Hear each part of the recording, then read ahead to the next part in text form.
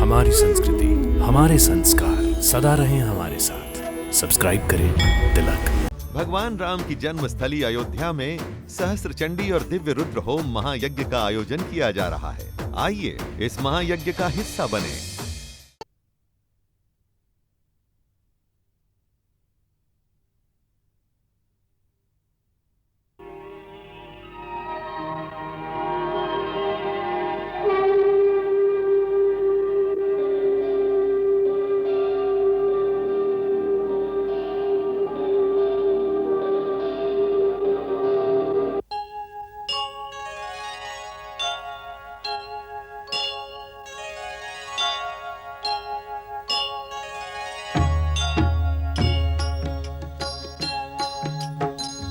सीताराम चरित अति पावन, मधुर सरस अरु अति मन भावन।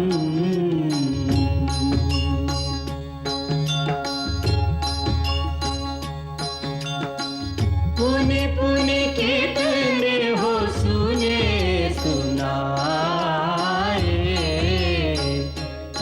की प्यास बुझत न बुझाए।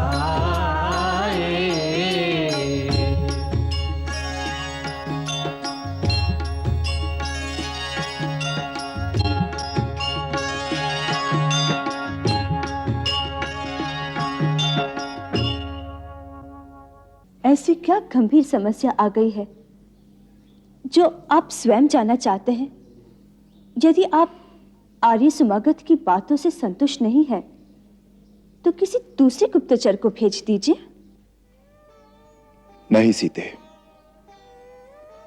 स्वर्गवासी महाराज ने हमें राजा के कर्तव्यों को समझाते हुए कहा था कि राजा को केवल अपने गुप्तचर की बात पर ही आंखें बंद करके भरोसा नहीं करना चाहिए। कभी कभी स्वयं भी भेष बदलकर राज्य की परिस्थिति और प्रजा का सुख दुख अपनी आंखों से देखते रहना चाहिए। महाराज भी कभी कभी स्वयं ऐसा ही किया करते थे। देखो, हमें लौटने में 2-3 दिन लग सकते हैं। हम अयोध्या में नहीं हैं, ये बात गुप्त रखनी होगी।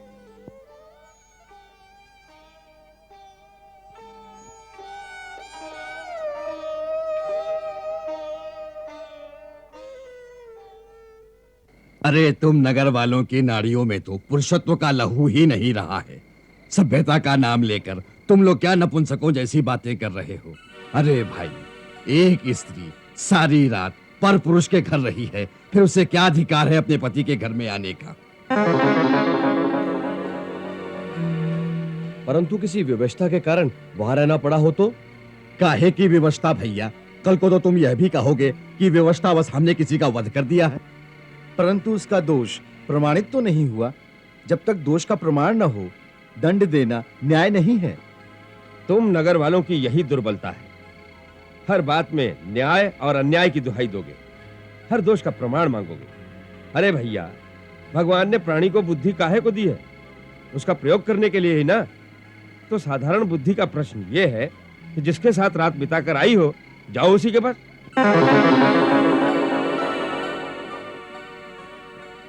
यदि वो निर्दोष हो तो भी। लेकिन वो निर्दोष है, उसका साक्षी कौन है? लेकिन वो दोषी है, इसकी साक्षी किसने दी? उसके लिए साक्षी की आवश्यकता ही कहाँ है? ये तो अंधे को भी दिखाई देता है। भैया, कई बार जो दिखता है वो सत्य नहीं होता। काका, इस बात का निर्णय इतनी आसानी से नहीं होना चाहिए। इस पर किसी का सारा जीवन निर्भर है। यदि ये मामला राजा के पास जाएगा तो बिना सोचे समझे निर्णय नहीं करेंगे। उनको दोष का प्रमाण चाहिए। अरे छोटे भैया, ये तो उसका भाग्य अच्छा था कि उस दिन उसकी पत्नी की भेंट राजा से नहीं हुई, वरना राजा ने इस मामले में न्याय की बात सोचनी ही नहीं थी।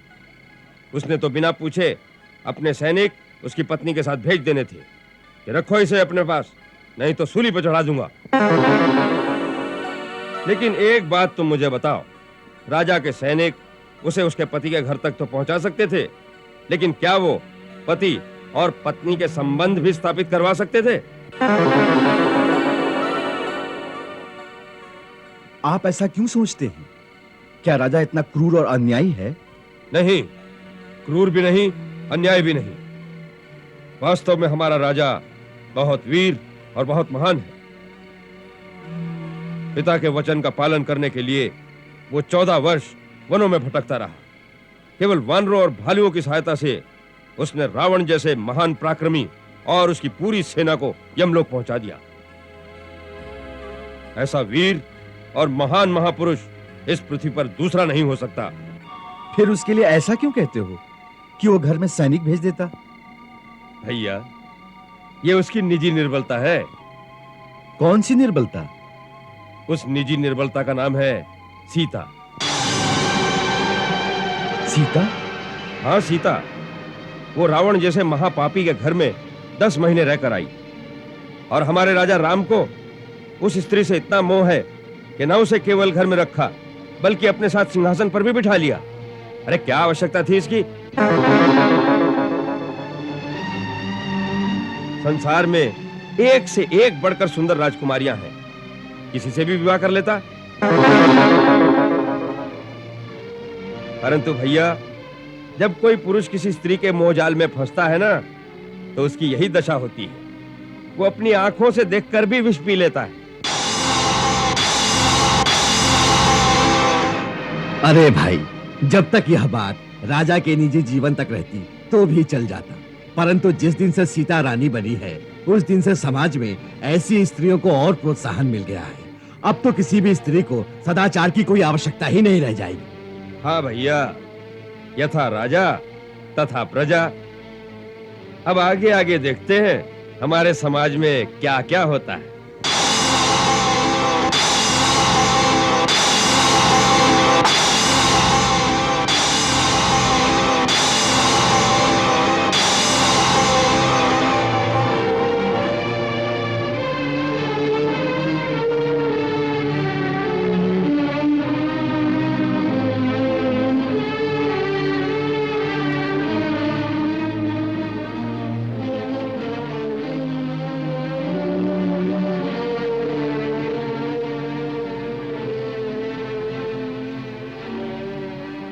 महाराज, इसीलिए मैं कह रहा था कि उन लोगों की बातें मत सुनिए।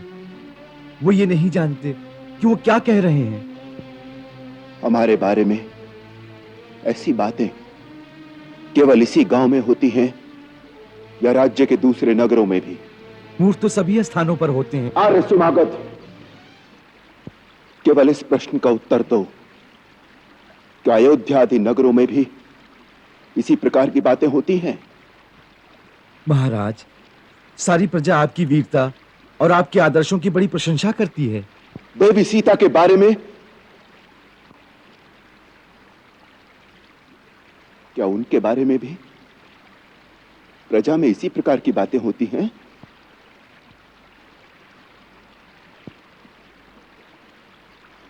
उत्तर दो। जी हाँ महाराज।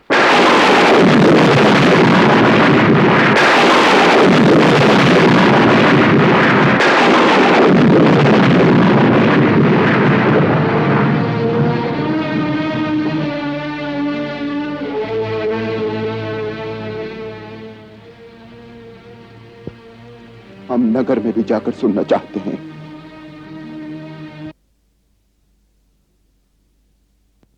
महारानी जी का आदेश है कि महाराज और महारानी किसी विशेष अनुष्ठान में व्यस्त हैं, इसलिए 2 दिन तक किसी को दर्शन नहीं होंगे।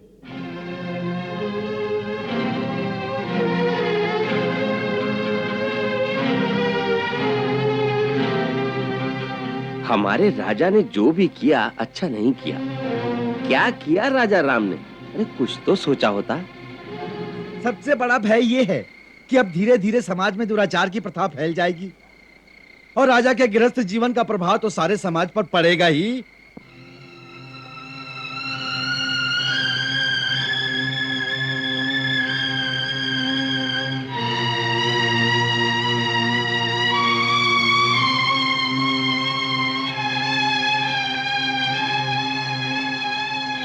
अरे भैया, आज तो एक गांव में हुआ है, कल नगर में भी यही दुराचार फैल जाएगा और सब लोग रानी का उदाहरण देंगे। अरे भैया, राम राज्य में यही एक कलंक तो रह जाएगा। इतना महान व्यक्ति स्त्री के मोह में कैसे विवश हो जाता है कि उसे न्याय और अन्याय का भी ध्यान नहीं रहता। उस परिस्थिति में राजा क्या करता? उस स्त्री का त्याग। बिना किसी दोष के? अरे भैया, उसे निर्दोष भी तो नहीं कहा जा सकता। एक पर पुरुष के घर में रहने का कलंक भी तो लग ही चुका है। क्योंकि वो स्त्री है, इसीलिए उसे पुरुष का हर अन्याय सहन करना पड़ेगा। केवल पुरुष की साक्षी में ही वो सच्ची या झूठी प्रमाणित होगी। केवल स्त्री होने का इतना बड़ा दंड, ये तो बहुत बड़ा अन्याय है। क्या आप लोग चाहते हैं इस अन्याय में आपका राजा आप सबका साथ दे? भाई, ये तो बड़ा अन्याय है। लंका में उसकी अग्नि परीक्षा ली गई थी, फिर भी उसका कलंक नहीं धुला। अरे अग्नि परीक्षा किसने देखी थी? वानरों ने, भालुओं ने? अयोध्या का कोई था वहां जो उसकी साक्षी दे सके? इस रीत से तो प्रत्येक गांव वाले यही कहेंगे, हमारे सामने अग्नि परीक्षा नहीं हुई। इसका अर्थ यह हुआ कि वो बेचारी हर गांव, हर नगर में बार बार अग्नि में जलाई जाए, तभी वो अग्नि परीक्षा में सफल होगी। भाई, जिसे प्रत्येक गांव और प्रत्येक नगर की रानी बनने की इच्छा हो, उसे तो यही करना पड़ेगा।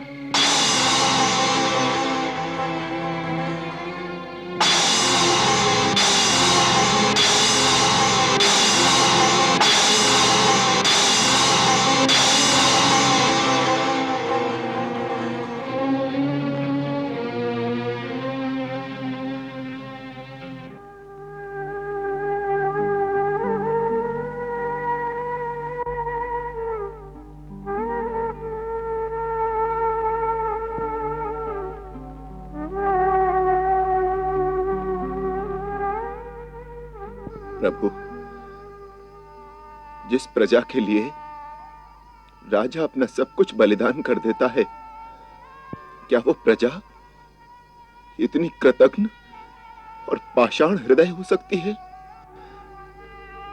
क्या राजा का ही प्रजा के लिए उत्तरदायित्व है?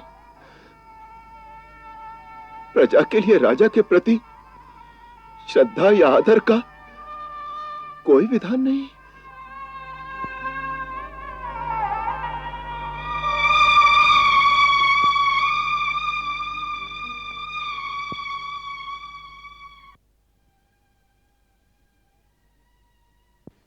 किसी ने पहचाना तो नहीं?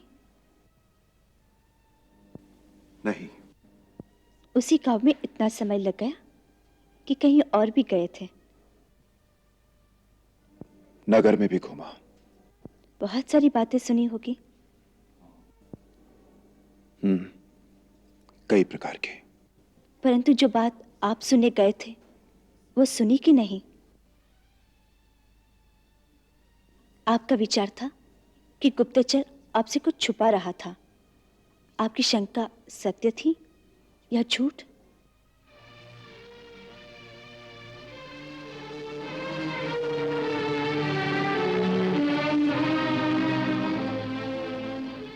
वो सत्य ही कहता था। जनता बहुत सी अनर्गल बातें करती रहती है। जनता की ही बातें सुनते रहे या फिर उस स्त्री के संबंध में भी कोई निर्णय हुआ? वो कहीं मिलती तो उसका न्याय करते, कुछ निर्णय लेते। जब वो स्त्री ही कहीं नहीं तो उसका निर्णय क्या होता? वो तो हमारे राज्य की सीमा से बाहर चली गई है। ये पता चला कि दोष किसका है? नहीं। परंतु गांव की जनता किसे दोषी मानती है? कहते हैं कि जनता जनार्दन के स्वर में भगवान का स्वर होता है। सब जो कहे उसे सच मान लेना चाहिए। नहीं, नहीं, ये ठीक नहीं है। क्या ठीक नहीं है महाराज? यही कि जो जनता कहे उसे सच मान लेना चाहिए। नहीं सीते, नहीं, तुम इस जनता को नहीं जानते। जनता से बड़ा स्वार्थी और निर्दयी और कोई नहीं होता। अपने स्वार्थ के लिए वो राजा से उसके रक्त की अंतिम बूंद भी मांग लेती है। परंतु यदि राजा के हित के लिए उसे कुछ त्यागना पड़े तो वो क्षण भर में राजा से मुंह फेर लेती है। लोगों की बातें यदि राजा को सुननी पड़े तो वो न्याय ही नहीं कर सकता। ऐसा राजा तो पागल हो जाएगा।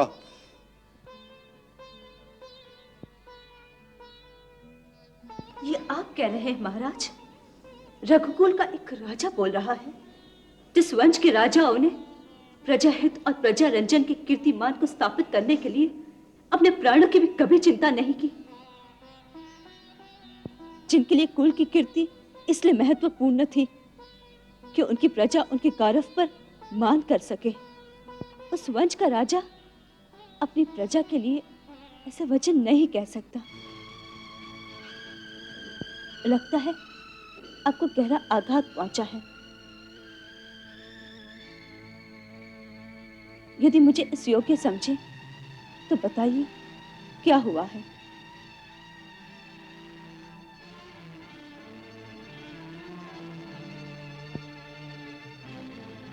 नहीं, ऐसी कोई विशेष बात नहीं है। हमने तो आज की जनता के प्रति सहज साधारण विचार प्रकट किए हैं। हो सकता है हमारे पूर्वजों के समय में जनता का प्रत्येक व्यक्ति अपने कर्तव्य और अपने उत्तरदायित्व दोनों को समझता होगा।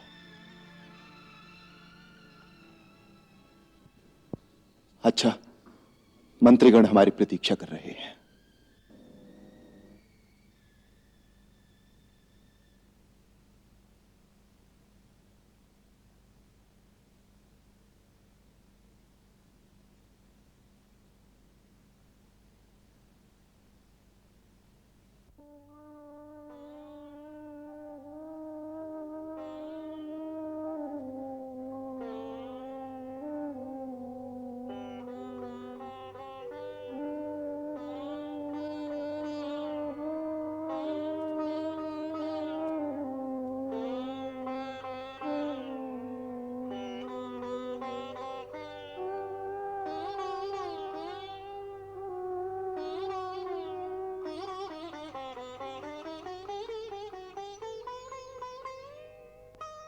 वो रावण जैसे महापापी के घर में 10 महीने रहकर आई और हमारे राजा राम न केवल उसे अपने घर में रखा बल्कि अपने साथ सिंहासन पर भी बिठा लिया। अरे क्या आवश्यकता थी इसकी?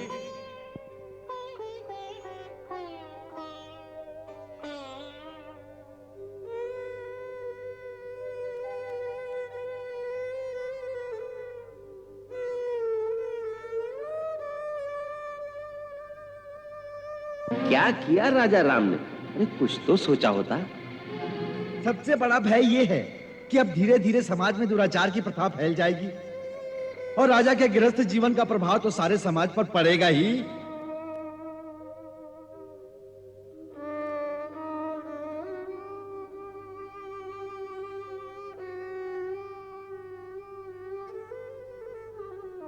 अरे भैया, आज तो एक गांव में हुआ है, कल नगर में भी यही दुराचार फैल जाएगा और सब लोग रानी का उदाहरण देंगे।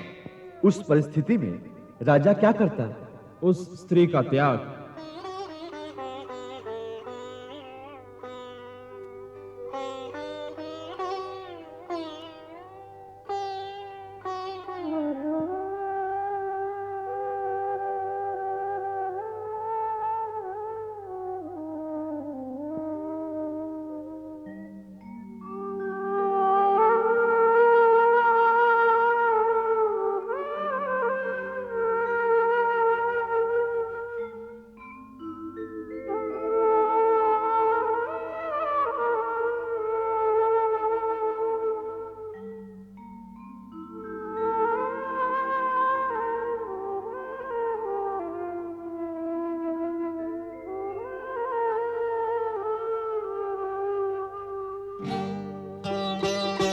हे राम अवध के राजा, तुझे कौन सी दुविधा घेरे, जन जन के भाग्य विधाता, क्या भाग्य में लिखा तेरे।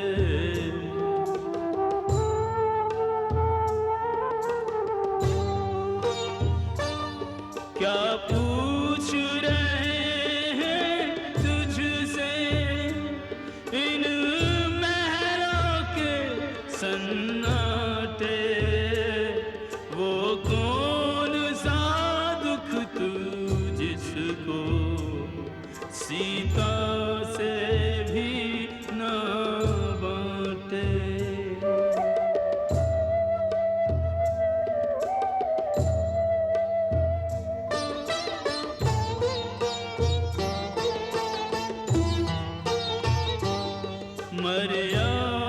मर्यादाओं की बेड़ी वचनों के भीषण ताले पुरखों के सम्मुख तूने स्वयमेव स्वयं पर डाले।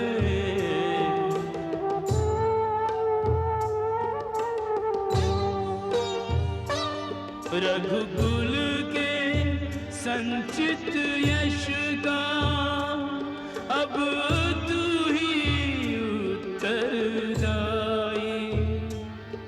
उस राह तुझे भी चलना पुरखों ने जो राह बनाई।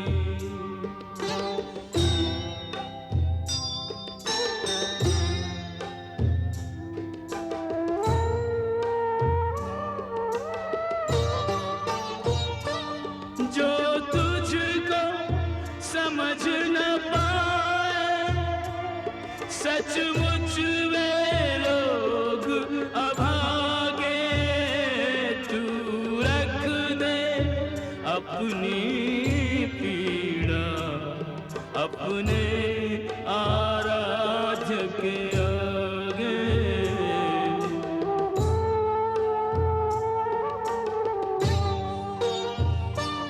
शिव जी की तरह तुझको भी जीवन विष पीना होगा। इन विषम परिस्थितियों से लड़ लड़ कर जीना होगा।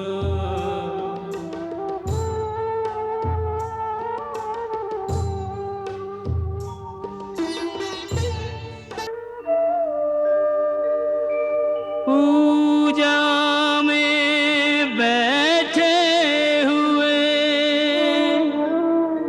नहीं पूजा में ध्यान। रघुकुल दिन मणि राम की खो गई वो मुस्कान।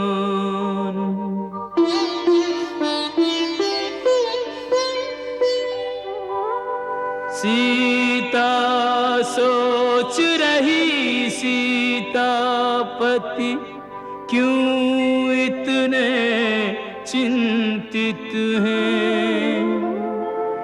सुदृढ़ सुमेरु समान नाथ किस आंधी से विचलित हैं।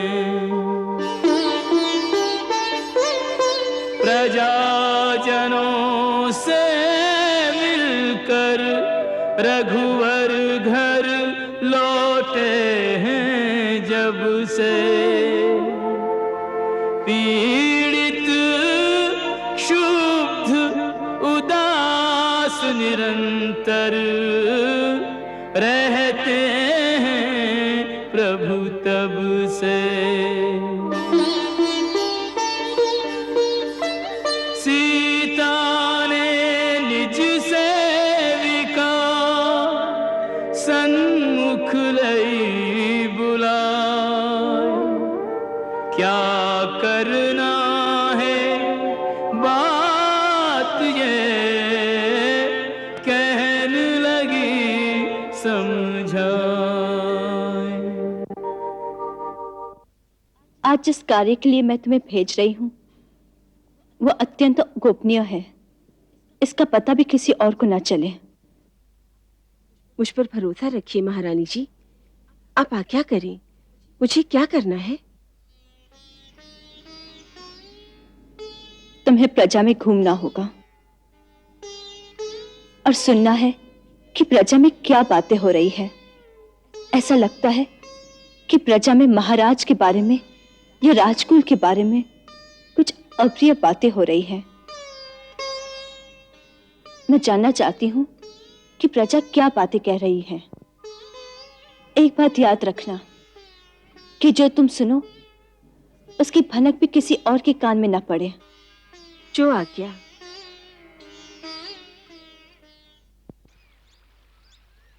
गुरुदेव, महाराजा रामचंद्र जी दर्शनों के लिए पधारे हैं। उन्हें आदर से यहीं ले आओ। जी गुरुदेव।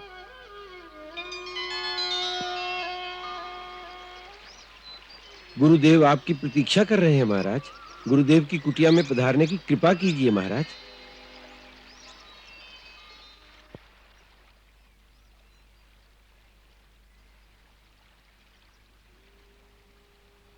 कीर्तिमान भव। आपका स्वागत है राजन। आसन ग्रहण कीजिए।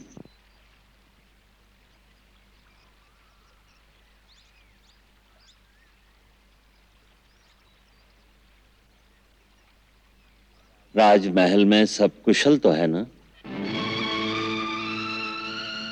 आपके आशीर्वाद से चहु और कुशल है, परंतु क्या? गुरुदेव, हमारा मन बहुत विचलित है।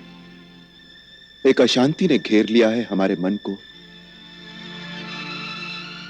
गुरु चरणों की छाया में शांति मिलेगी, इसी अपेक्षा से हम आपकी शरण में आए हैं। राजा का मन विचलित है, यह शुभ संकेत नहीं है। राजा का मन तो एक चट्टान की भांति अटल और अचल होना चाहिए, क्योंकि उसको बड़े महत्वपूर्ण निर्णय करने होते हैं। राजा के निर्णय पर धरती के लाखों प्राणियों का सुख दुख निर्भर होता है।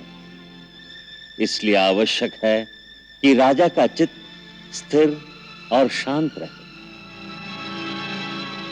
मन के विचलित होने का एक ही कारण होता है, मोह। किसी वस्तु से, किसी प्राणी से अपने सुख अथवा अपने जीवन से ही अधिक मोह हो जाने से चित्त में स्थिरता नहीं रहती। भय रहता है कि वो प्यारी वस्तु, वो प्राणी, वो सुख कहीं खो न जाए। कुछ खो जाने के भय से ही मन विचलित होता है। इसीलिए राजा को किसी से भी मोह नहीं रखना चाहिए। तभी तो वो अपने कर्तव्य और न्याय के पथ पर दृढ़ रह सकता है। राजन, जो मोह का कारण है उसे त्याग दो, शांति मिलेगी।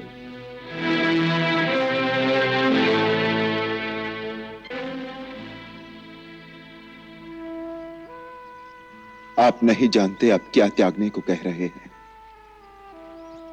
ये मैं नहीं जानता महाराज। आपने जितनी बात बताई उसके संदर्भ में धर्म क्या है वही मैंने बताया है। धर्म का निर्णय यह देखकर नहीं किया जा सकता कि किसको कितना और क्या त्यागना पड़ रहा है। इसलिए मैंने आपसे वो प्रश्न पूछा ही नहीं। धर्म तो समस्त अवस्थाओं, बड़े छोटे सबके लिए एक ही होता है। यह आपने सत्य कहा गुरुदेव, परंतु आपने गुरुकुल में एक बार कहा था कि धर्म कोई जड़ वस्तु नहीं है जिसे पत्थर की भांति जहां रख दिया वहां रुक गया। धर्म तो एक जीवित प्राणी की भांति हर पल हर घड़ी एक नई श्वास लेता है। उसके चरण समय के साथ आगे चलते हैं। उस युक्ति से तो किसी विशेष परिस्थिति में एक मानव का क्या कर्तव्य है, क्या धर्म है, उसे क्या त्यागना चाहिए, क्या रखना चाहिए, इसका ठीक निर्णय तो उसकी अपनी आत्मा ही कर सकती है। अवश्य। किस परिस्थिति में किस मानव का क्या धर्म है, क्या कर्तव्य है, इसका ठीक निर्णय उस मानव की अपनी आत्मा ही कर सकती है, क्योंकि वही उसके आगे पीछे के सब कर्मों की साक्षी है। आत्मा ही सबसे बड़ा गुरु है। इसलिए जो अपनी अंतरात्मा कहे वही धर्म है।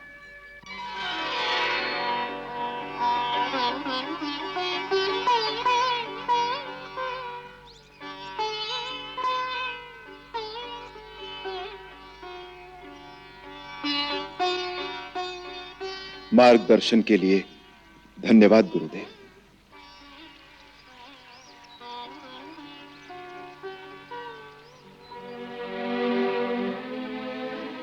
मुझे आशीर्वाद दीजिए कि मैं अपने कर्तव्य पथ पर दृढ़ रहूं, भले ही मुझे ये राजपाट क्यों न छोड़ना पड़े।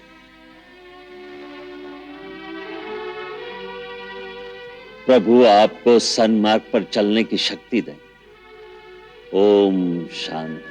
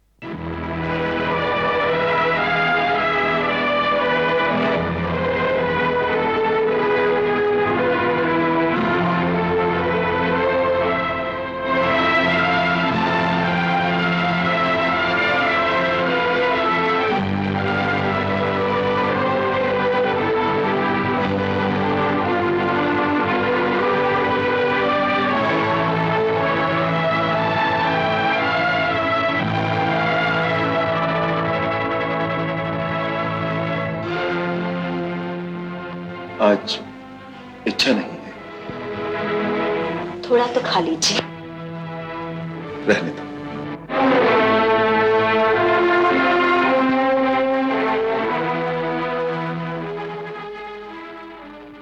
ऐसा लगता है किसी चिंता में है आप। बड़े गंभीर लग रहे हैं।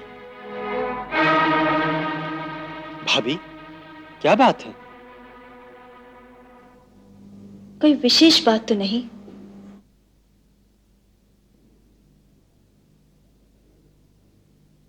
जो राजा बनता है उसके सिर पर सर्वदा कोई विशेष बोझ होता ही है। तुमने सच कहा भरत। राजा के सर पर इतना बोझ होता है कि कभी कभी उठाना दुष्कर हो जाता है। मैं तो कभी यह भी सोचता हूं कि तुम में से किसी एक को ये राज्य सौंपकर स्वयं सीता के साथ वन में जाकर तपस्या करो।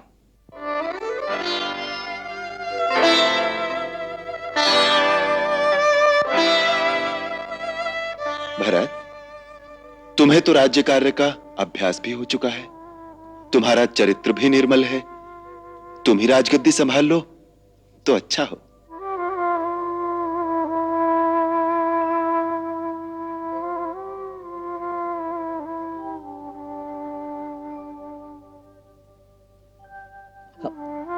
अब समझ में आया, आपकी चिंता का वास्तविक कारण मैं हूं। अवश्य आपको मेरे किसी कार्य में कोई दोष दिखाई दिया जिसके कारण आप मुझे ये दंड देना चाहते हैं।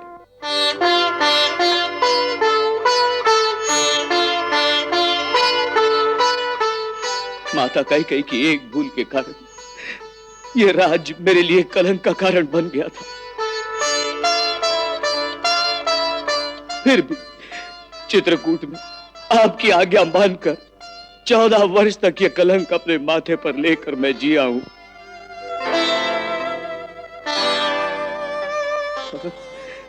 अब यह राज मुझे फिर देने का अर्थ होगा कि वही कलंक फिर से मेरे माथे पर स्थापित कर दिया जाए।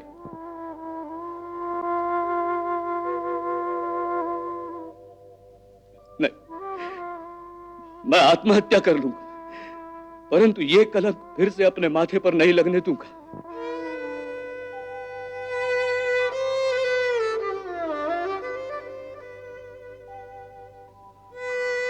अवश्य आपको मेरी कोई भूल दिखाई दी, जिसके कारण आपने ऐसा सोचा। महाराज मेरी जो भी भूल हो उसे क्षमा कर दे, परंतु मेरे लिए ऐसा ना सोचे।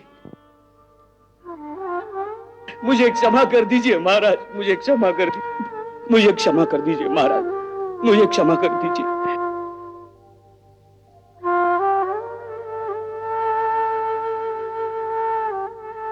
नहीं भरत, अरे पगले, मैं तो इसलिए कह रहा हूं कि मैं थक गया हूं। जिस दिन श्री राम थक जाएंगे उस दिन सूर्य और चंद्र भी थक जाएंगे।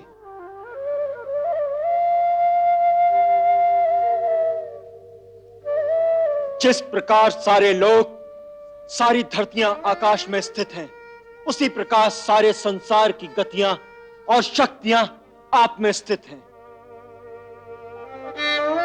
जिस प्रकार आकाश संकीर्ण नहीं हो सकता, उसी प्रकार आपकी शक्तियां क्षीण नहीं हो सकती। इस तरह आप हमारी परीक्षा न लें महाराज।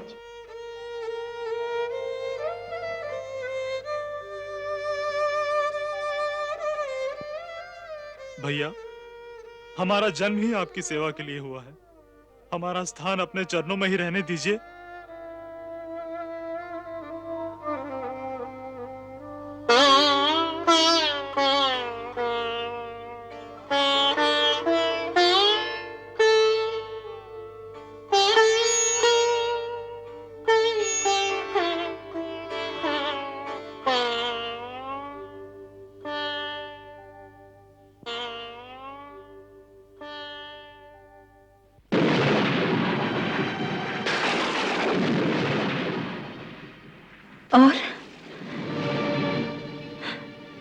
और क्या कहा?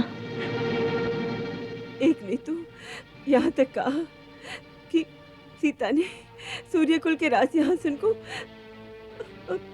लज्जित कर दिया है। और क्या, जितने मुंह उतनी बातें। वो तो महाराज के लिए भी कह रहे थे। क्या कहा? कि सीता के मोह ने उन्हें निर्बल कर दिया है। उसे राजमहल में ही रखकर अपने पूर्वजों की कीर्ति को मिट्टी में मिला रहे हैं। यदि राजा ने उनका त्याग नहीं किया तो देश की दूसरी स्त्रियां भी इसी प्रकार आचरण करेंगी।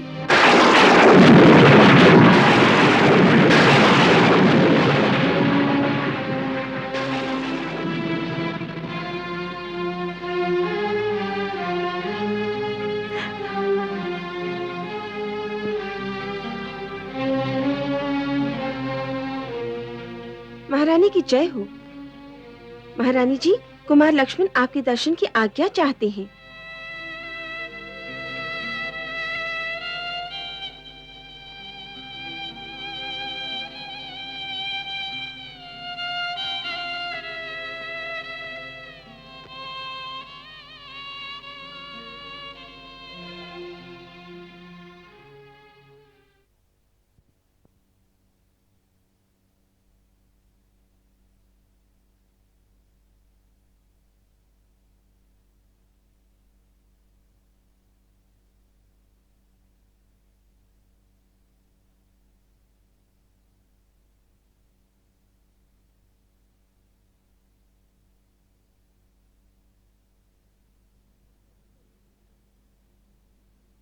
चिरंजीवी हो।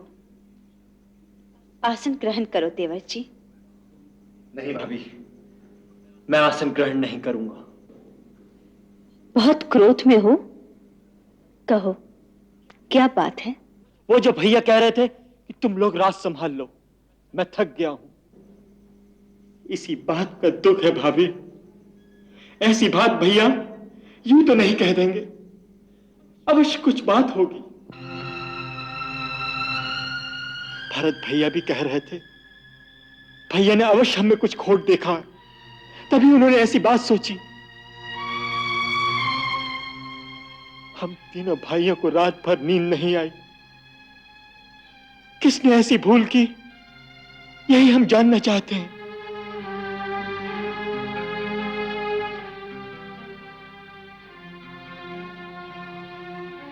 आपको मेरी शपथ है भाभी, सच सच बताइए, कहीं मुझसे तो कोई भूल नहीं हो गई? नहीं देवर जी, आपके कारण महाराज चिंतित नहीं है। आपसे तो कोई भूल हो ही नहीं सकती। नहीं भाभी, टालिए मत, सच सच कहिए, फिर भैया इतने विचलित क्यों हैं? आप तो भैया के हृदय की हर बात जानती हैं। अब ये धारणा सत्य नहीं है। अब आपके भैया महाराज हो गए हैं और महाराज के अंतर में छुपे हुए रहस्य को जानने का अधिकार और किसी को नहीं हो सकता। महाराज पधार रहे हैं। देवर भाभी में क्या मंत्रणा हो रही है?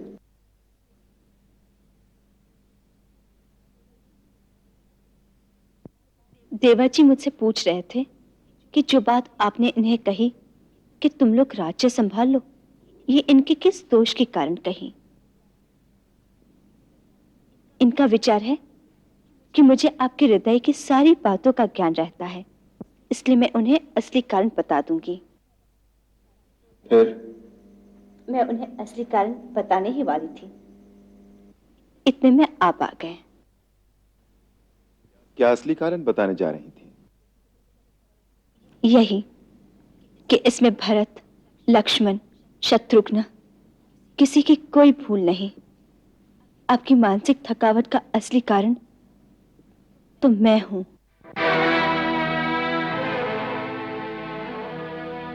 अर्थात? अर्थात यह कि मैंने आपको कितने दुख दिए हैं, आपने मेरे लिए कितने कष्ट सहे हैं। अथाह समुद्र पर इतना लंबा सेतु बांधकर लंका पहुंचे, राक्षसों की असंख्य सेना के साथ उस महान युद्ध में अपने प्राणों की बाजी लगा दी, और वो भी मुझ जैसी एक साधारण स्त्री के लिए। सीते, ये तुमसे किसने कह दिया कि तुम एक साधारण स्त्री हो? महाराज, अब तो गंभीर हो गए, मैंने उपहास में कह दिया। सीते, सीता और राम का संबंध कोई उपहास का विषय नहीं है। यह तो एक छोटा सा समुद्र था। तुम्हारे लिए यदि धरती से किसी दूसरे लोक तक सेतु बांधना पड़े तो मैं वहां भी पहुंच जाऊंगा। तुम मेरे प्रेम को जानती नहीं हो।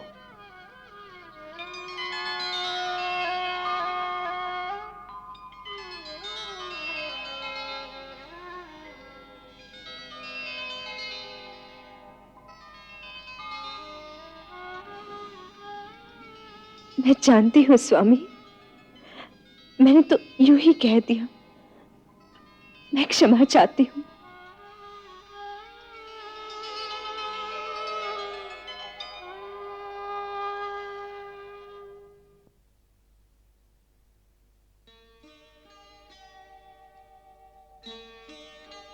लक्ष्मण, तुम लोग तो सचमुच पगले हो। मेरी इतनी सी बात से विफल हो गए कि मैं तुम लोगों को कोई दंड दे रहा हूं। भैया, तुमसे तो कभी कोई भूल हो ही नहीं सकती। तुम तो भक्ति और सेवा का अवतार हो। इतिहास को जब भी एक आदर्श भाई की उपमा की आवश्यकता होगी तो केवल एक ही नाम सामने आएगा, लक्ष्मण।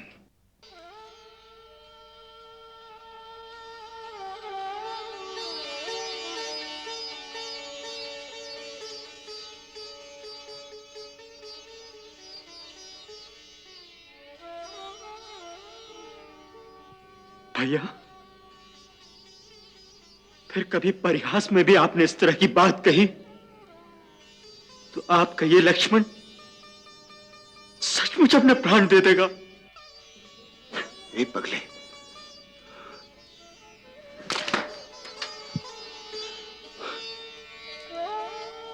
तू सचमुच पगला है रे, बिल्कुल।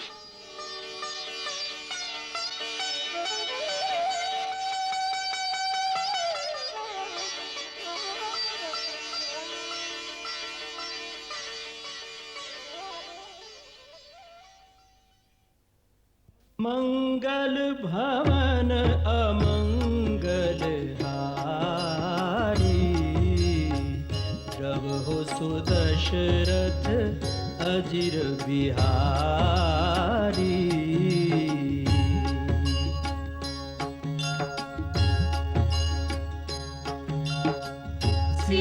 सीताराम चरित अति पावन, मधुर सरस अरु अति मन भावन।